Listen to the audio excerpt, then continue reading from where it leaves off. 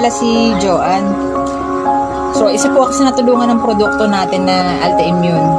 So, 1 month ago po, nagkaroon po ako ng sakit sa atay. Yung atay ko, bukod sa balot na siya ng taba, namamaga pa. So, kaya sa loob ng 1 buwan na yun, wala po akong ginawa kundi humiga. So, nakahiga ako mula umaga hanggang gabi.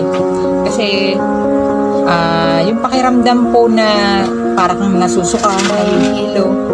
Tapos, pagtatayo ako, yung pawis ko malamig. So, kaya, yun, nagpa-check up na po ako, no? So, ito yung mga ultrasound report. So, akala ko kasi nung una kidney stone. Kasi halos pareha sila ng sintomas. So, nung sinabi po ng doktor na hindi siya kidney stone, ninervyos na ako kasi alam niyo po yung tiyan ko minsan, namamaga din siya. Kung i-describe natin, para po akong buntis ng 3 buwan. Ganun. Manamaga siya dito mula dito hanggang sa puson, tapos matigas.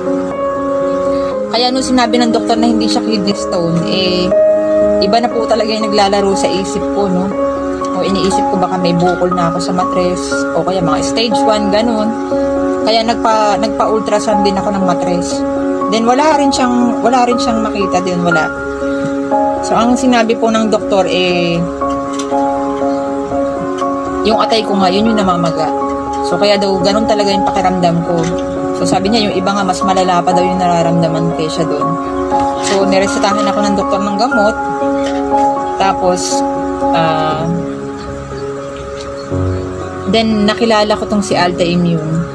So nung una hindi ako kumbinsidong gamitin kasi unang-una yung problema ko nga atay. No? Malamang yung atay ko na damage yun kasi namaga yun kasi before madalas ako magkaroon ng UTI. So, syempre, pag nagka-UTI ka, nagpa-check up ka, bibigyan ka ng gamot for 1 week.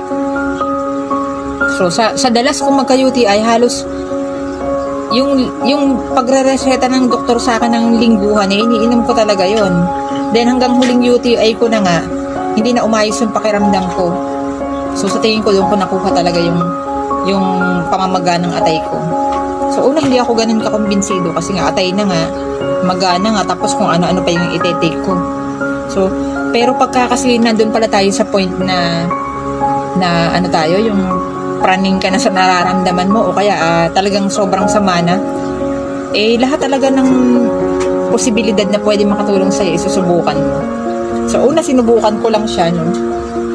Then, after 2 weeks mahigit na paggamit ko, sinasabay ko siya sa iniinom kong gamot.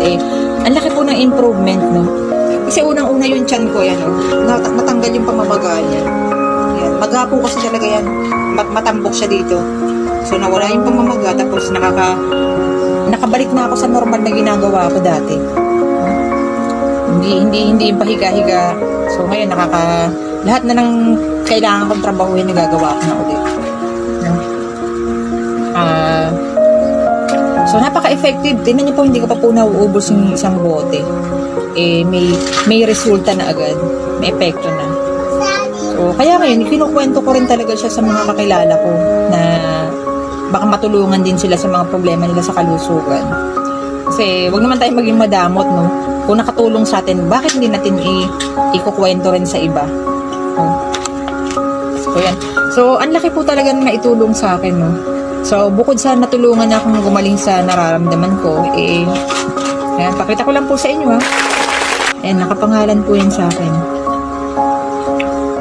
Bukod sa natulungan ako sa nararamdaman ko, natulungan pa rin po ako magkaroon ng dagdag na kita. So, 4,500 po yan. Dahil legal tayo, may tax, less than % tax, kaya naging 3,950. So, biruin niyo po, saan ka makakita ng ganun. Natulungan ka ng gumaling, nagkapera ka pa. No? So, yun lang po yung maishashare ko sa inyo. Magandang umaga.